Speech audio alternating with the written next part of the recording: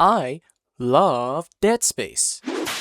Dead Space is my favorite video game franchise of all time.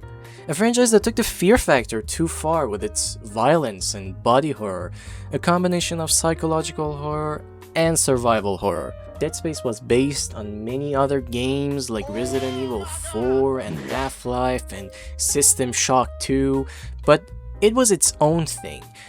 What I mean is, you don't play Dead Space and say, "Yeah bro, this is totally a Resident Evil clone." you weren't fighting Ganados, you silly! You were fighting the image of agony and despair. I mean, this is what a nightmare looks like. Dead Space had environmental storytelling, it had a realistic protagonist, scary atmosphere, and level design. I'm not saying these games were perfect. I mean, they're perfect in my eyes. I mean, this is my personal belief, that Dead Space 2 is the perfect...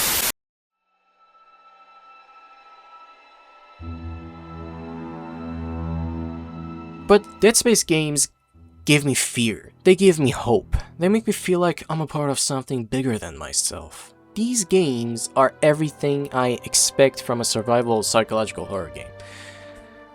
Well, except for one of them.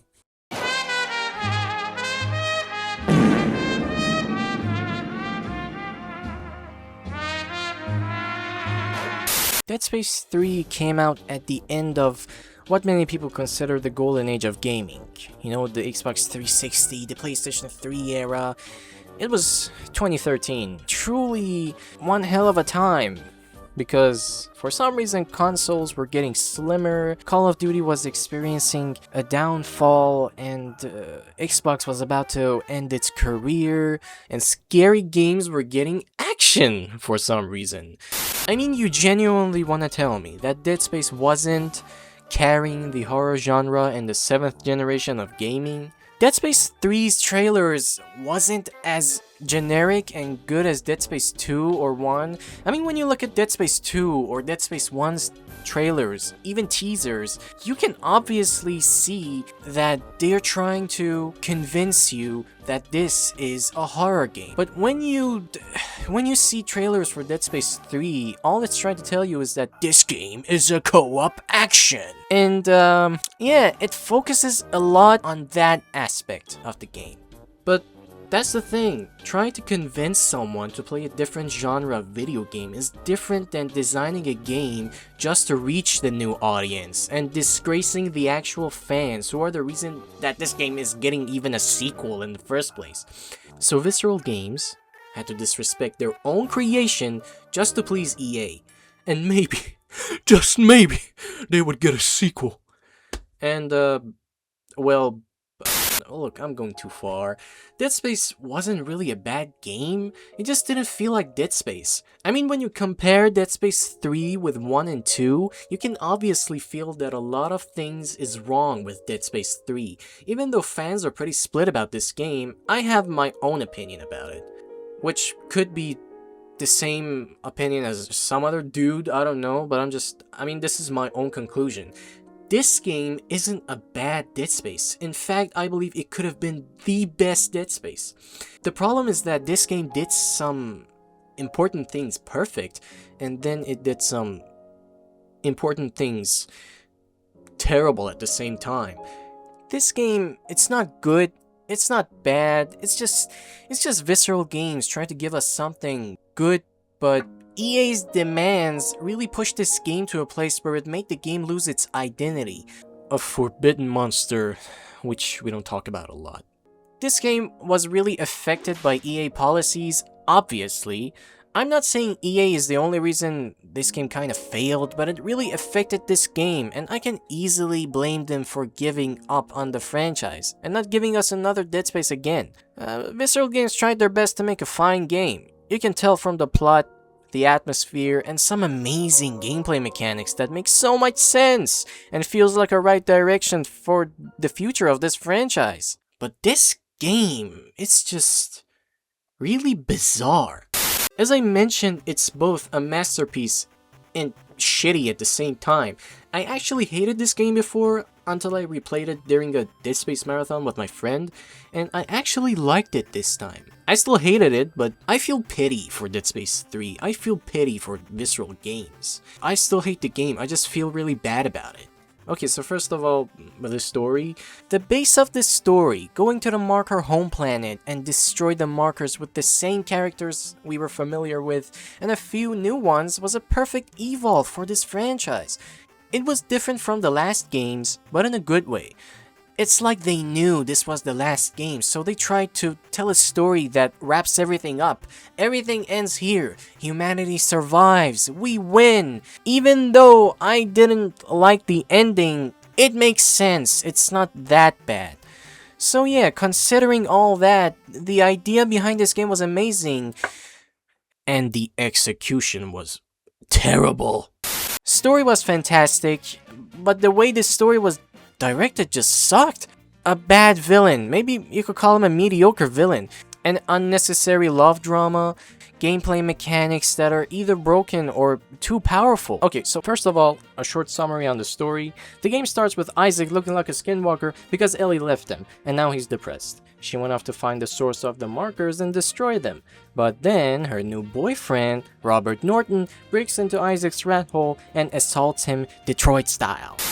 We also meet John Carver, who pretty much existed to be a co-op buddy for Isaac. Don't worry though, he's cool. Apparently Ellie has gone missing, and he told Robert that if I ever went missing, there's this guy Isaac, he's an expert on markers, and at the same time, a unitologist terrorist group is trying to kill Isaac. Their leader is none other than Elton John. Oh, I'm sorry, I mean Jacob Danik. And he's basically convinced that the age of man is over. He keeps talking about something called convergence and humanity's glorious future. But let's be honest, he's just an emo kid with severe mental issues who wants to die and take everyone else with him. So Isaac and the gang escape, follow Ellie's coordinates, and discover the location of the marker's homeworld. Norton's ship gets blown up by space mines. John Dead Space saves the day with his giant engineer brain, and they eventually reunite with Ellie and her crew. And that's where the greatest horror of Dead Space 3 begins. The love triangle, which I absolutely hate. The love triangle between Isaac, Ellie, and Norton. I'll talk about it more in a bit, but let's just continue with the story. The crew heads down to Tall and Tees, where everything immediately goes wrong. Their ship crashes, and Isaac gets separated from the group, and most importantly, we get the jacket! What's this? What's this? It's the jacket! The jacket. I am genuinely sorry about that. It was way funnier in my head. I apologize. Eventually, the team discovers a giant frozen Nexus creature that points them toward the source of the markers. Isaac does all the heavy lifting as usual, and Danny captures everyone. Why? Because Norton's decision-making skills are roughly equal to a potato. He secretly makes a deal with Danik, promising him the marker home planet coordinates in exchange for a ship and their safety. Because, yeah, trusting the leader of a murderous death cult is obviously a fantastic idea, yeah, you know? So, the plan immediately falls apart, the Nexus wakes up, Isaac kills it, and Norton reaches the ultimate stage of jealousy and stupidity. After blaming everything on Isaac, John Dead Space solves the problem permanently. I mean, it's not like he actually wanted to kill him, it's just something that happened, you know? Happens, you know? But yeah, he pretty much died because he was a jealous boyfriend. The survivors then discover Rosetta, which turns out not to be a machine, but an alien. Rosetta reveals the truth behind the markers and introduces the Brethren Moons, giant cosmic horrors that manipulate civilizations into creating markers, trigger necromorph outbreaks, and eventually turns the entire population into a new moon. And the moon that we see in the sky of Tall and Tees is actually a half-finished Brethren moon that was stopped when the aliens froze the planet. So the secret to freezing the whole planet and stopping the convergence is this thing called the Codex. Isaac builds the Codex, Danik steals it, Ellie Loki dies, I mean kinda, and Isaac and Carver, the last two survivors, heads deeper into the planet to stop convergence. And they discover an ancient alien city. When Isaac and Carver try to control the moon with the codex, Danik appears. And who does he have? Ellie! She's alive. And we trade the codex with Ellie, and Danik activates the machine anyway, and literally fucking dies immediately. And Isaac gets an intimate moment with Ellie, and sends her ass back to Urath. After that, Isaac and Carver do what every engineer and a soldier dreams of doing. They fight the moon. And somehow it actually works. The Brethren moon is stopped, convergence is prevented, and humanity survives, with Isaac and Carver sacrificing themselves. At least for now. So, yeah, it was a decent story. The ending was okay, but the details matter. When we get into these details, Dead Space 3 doesn't exactly shine. But let me discuss the characters first, and let me tell you about the most fucked up one, Ellie! One of the major issues I had with this game was how they screwed up Ellie. In the last game, Ellie was this woman with a very strong character. I mean, when straws tried to pop her eyes out in the last game, I felt worried because I liked her and I didn't want her to die. And I felt relieved when I found out that she was still alive. You owe me an eye, you bastard! Because this game made me care about her character. She was a protagonist on her own, a survivor. She was going through the same trauma that Isaac went through on the Ishimura. She actually had a character in Dead Space 2. But in Dead Space 3, I couldn't feel anything when she low-killingly died. Because she didn't have a personality. She just existed to be a love interest for Isaac and her new boyfriend in this crazy Love Island type of shit. Speaking of her new boyfriend, we got to a new character named Robert Norton, the captain of the last battalion of EarthGov. This guy was written so well because he's the definition of a coward. I mean, calling him a coward is a bit unfair. The situation that he was stuck in was relatively new, and the mental pressure on him was devastating. But I call him a coward because he was just acting like a jackass in a situation that he had nothing to do with! At first, he was this guy who had a lot of pride and ego, then his ship gets destroyed, and then Isaac turns into a risk. What if this guy actually steals my girl? So, John Dead Space and Norton get into this love triangle with Ellie. And oh my god! Oh my god! For me, this love triangle ruined the story of the game. I mean, I know that's too much to say, but it really bugged me throughout the game. Because Norton keeps acting like a jackass. In a situation where everyone wants to destroy the markers, he's just useless. He keeps complaining and fighting with Isaac and gets jealous. At some point he even asked Danik, the main villain of the game, for a ship. And in return, he would give him the coordinates of the marker home planet Tal Valentis. Well, isn't that just selfish and pathetic? Yeah, I get it. He wasn't built for that shit. But did you really have to be this selfish? I mean, did you? I get it. He wanted to protect Ellie and all, and he wanted to go home. But at what cost? Humanity going to shit? He has started as a brave captain and leader and died as a jealous boyfriend. And Ellie thought Norton would help her destroy the markers. That's why she got involved with him romantically in the first place. But let me tell you how they made Isaac actually better and great from the last games. In this game, Isaac is, as I mentioned, he's the man. He's a veteran. He knows his shit. And he doesn't cry, he actually pulls himself out of the gutter because he truly didn't want it to be in this position. And now that he is, and humanity depends on it, he just does what he had to do. You did it! He did it! Thank God, Isaac! Attaboy, Isaac. Okay, everybody. He tries to survive and, just help others to survive too. Because he was in this situation before. He's the character. He's the main character. He's literally him. When you ask who is him, he is him.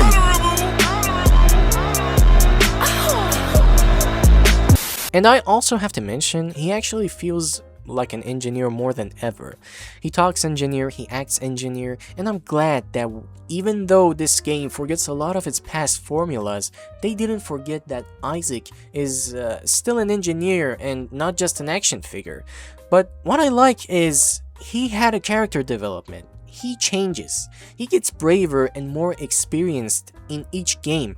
And in this game, he's at the peak of his character development. Besides, at some point he takes the lead on everything because he was in this situation more than Robert. More than anyone! And he survived! Each time! But he was in this love competition shenanigan too as well. Despite everything I love about him, I hate this about him. Compared to Norton, he wasn't treating the situation any differently, and at some point between him and Ellie, Isaac literally said, "Just let us fight it out, okay? One of us will win eventually." Which is kinda weird? I mean, dude, you're making things worse! What can I say? The whole love drama was nonsense, and I hate it. I genuinely hate it. If you're kinda okay with it, or it's bearable for you, I can't stand it. It's because it makes no much, it doesn't make any sense. It's kinda poetic because you truly start knowing people when you put them through hard times and situations. Ellie fell in love with a person who she thought would willingly help her destroy markers, but ended up doing nothing while they finally got the chance. He didn't even try to prove himself, and she left a man who just wanted to live his life.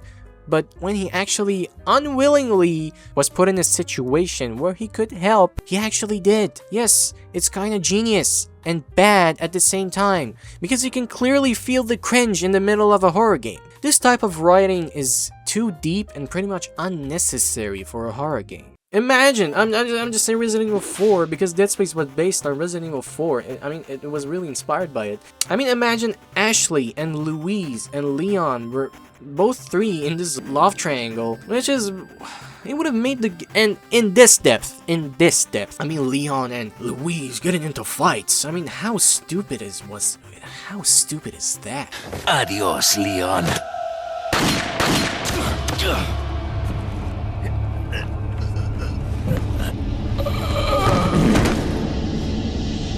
But anyway, let's talk about another new character. This motherfucker is probably one of the best things about Dead Space 3. John Carver. He was this tough guy with a tragic backstory and a badass suit. He's not an engineer like Isaac or a scientist, he's just a soldier, and he's a damn good one. He was also your co-op buddy.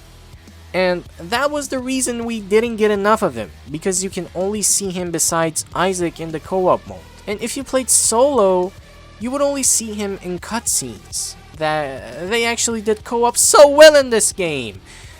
And I'll talk about it more in a bit. And boy oh boy, it's time for the main villain of Dead Space 3, Jacob Danik. The most nonsense villain in the whole franchise. If you go back to previous games, you see that the bad guy of the story doesn't really exist. The only true villain in Dead Space games are the markers. For example, in Dead Space 1, we had Dr. Mercer, who was just following the will of Marker. He was basically a psychopath with a fried brain and a regenerator in his pocket, and he thought that if he does the will of the Marker, he would be transformed. He was possessed. In Dead Space 2, we had Titan who wanted to use the marker as an energy source and keep the Titan station alive. He was risking a lot with the marker, and he thought if it shuts down, it would be the end of the Sprawl City. But little did he know, the Titan station was done anyway. Until now, we see that the main villain of the story are either psychopaths or politicians trying to keep their title clean. But Danik was a bit too cartoony. He was unrealistic. He was a Disney villain, a cliche extreme cultist, and he wasn't a good fit for the Dead Space universe. Titan was a man who wanted to keep the marker no matter what happens because of the potential he saw in them. It's like Danik just does it for the love of the game. A cult leader who thinks the markers are holy and great and they will bring humanity convergence, so we should activate them and kill everyone. He just wasn't an interesting villain. He tried a lot to reason with Isaac that why he should accept convergence, but the reasons were all shit. I don't know if you've ever noticed, but in Dead Space games, we have a main villain and a secondary villain. The main villain is usually the marker, the secondary villain is always subtle and he's not so direct. I mean, you could only see Tideman on the screen until the very end of the game, and that's the beauty of it. I'm not saying you can't do a cliche extreme cult leader in a video game, because a really good example is Sadler from Resident Evil 4, the original. The thing I'm trying to say is that Sadler made sense. Danik didn't. I think Danik's problem was bad writing. You could really blame it on that, because why Sadler feels realistic and why Danik is unrealistic. And then again, I'm not saying that Sadler is very realistic. I mean, this man's goal was trying to poison a government and take control of the United States and eventually the world. See, that's the reason I can follow Sadler's logic. But why not Danik's? I mean, Sadler was insane, but I understood him. He wanted power, control, followers, and world domination through Las Plagas. The plan was crazy, but the motivation was human. Danik, on the other hand, wants convergence, which basically means the extinction of humanity. He keeps talking about a new age for mankind, but every action he takes brings humanity closer to complete annihilation.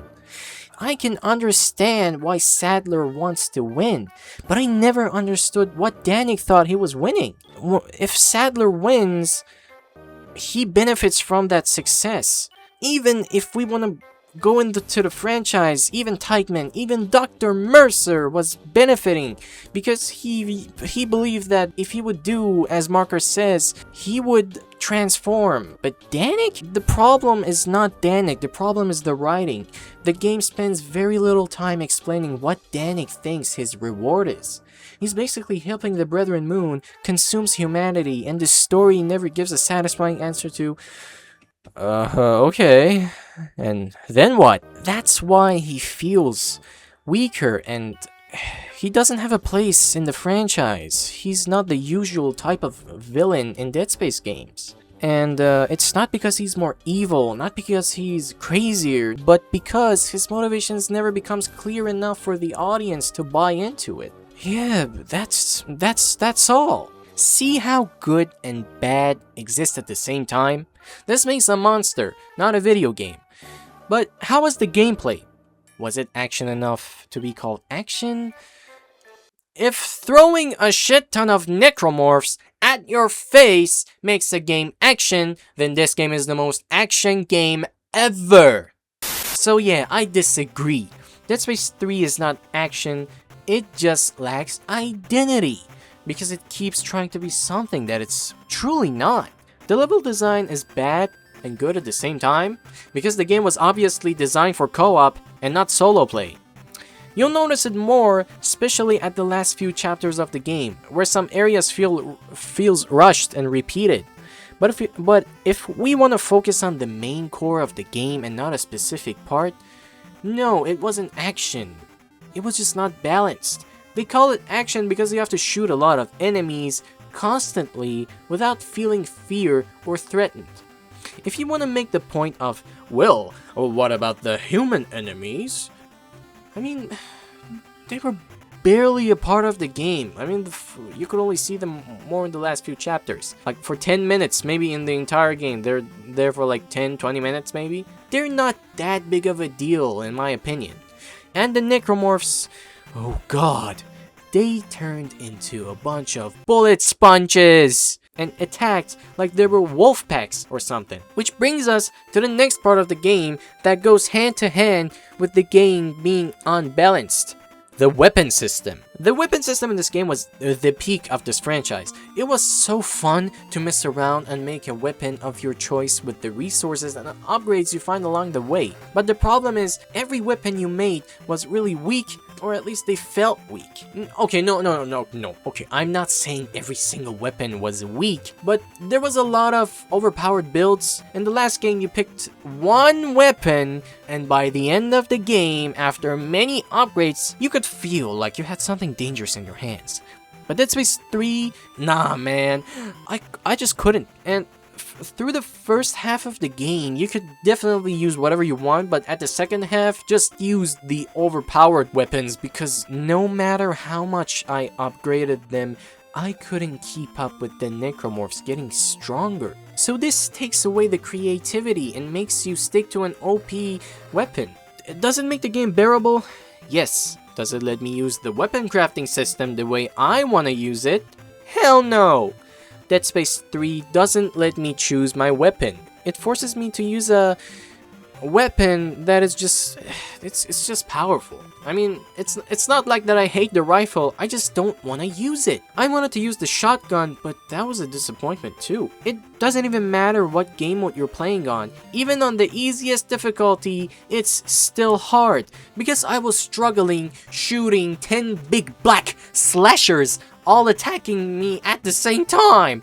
Necromorphs are strong and the game is not optimized enough for you to fight back however you want. You don't have free will when it comes to building weapons. You just have to stick to an OP weapon, as I said. What was great about this weapon system is that it highlights the engineer side of it even more. Because he's an engineer, he can make stuff, so it's natural for him to try and actually build his own weapons. And besides adding a dodge roll for a 40-year-old, I don't see a lot of other changes. I mean, yeah, I think these are the worst things and the best things about the gameplay mechanics. But yeah, other than the dodge roll and sitting, I don't see any other changes regarding the gameplay. It's pretty much plays like the last games. It has the same weight as Dead Space 1 and 2. But what about the feeling of the game? The atmosphere. Was that Dead Space? Yes! Absolutely! This game's atmosphere is a gem! It fits the plot and it changes a lot in a good way. Honestly, Dead Space 3 is genuinely a beautiful game, and I see nothing wrong with the visuals. The usage of lighting was amazing. You can't really say anything bad about the visuals and the environment design. The marker planet actually gives you the vibe of the movie The Thing from 1982, which I love that movie actually. And this is how most of the game in terms of visuals feel like. Changing the atmosphere and environment constantly could be a disaster, but Dead Space 3 did it perfectly. Everything fits. Honestly, the first 12 chapters of the game feels very good in terms of environment, but after that, it kind of feels rushed and repeated as I mentioned before. But how was the co-op? Honestly, I experienced it a little, and by far it's the best way to play the game. Co-op gave Carver more personality as I mentioned.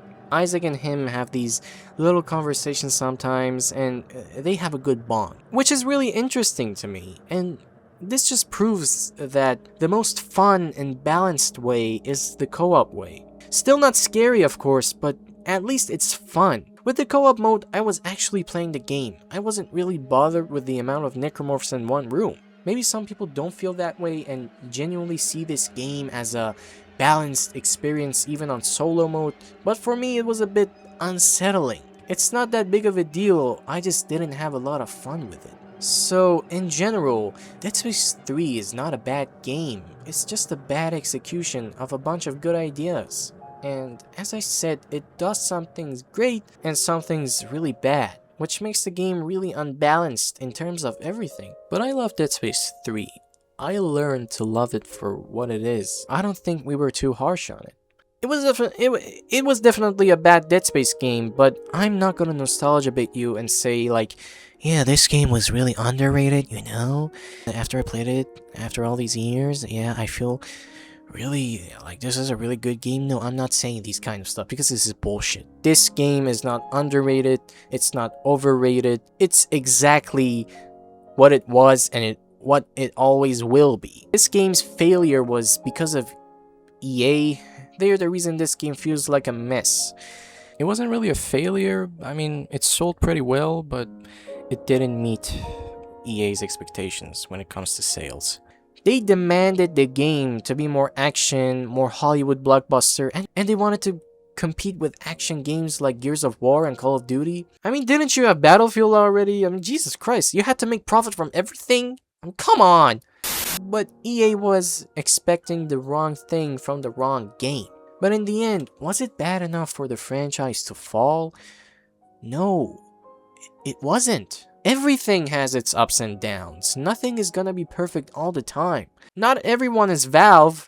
I mean, what the hell? Even we as humans aren't perfect all the time. Sometimes we hit a new low, and who knows? Sometimes we break our own records. But Dead Space 3 wasn't bad enough to destroy everything. Dead Space Remake came out in 2023, and we all thought this could mean we could get a Dead Space 4. But why am I expecting a fourth game if Isaac and Carver both die at the end of the game? Because they didn't! It was a lie! After Dead Space 3, a DLC came out named Awakened, and it was a direct continuation for Dead Space 3, with Isaac and Carver as the main characters. It was behind a paywall, you know, EA stuff, but I'm not gonna talk about the DLC here because it's a whole different thing. I'll talk about it in the next video. I mean, I am putting the video about the DLC behind a wall myself. But I believe that a fresh restart for the franchise would be nice. Like what Resident Evil 7 did, or what Silent Hill F, or, you know, Silent Hill 2 Remake did. Dead Space could do it too. You know why? Because continuing an established idea is always better than coming up with new ones. Dead Space has a vast universe, and every story has an ending.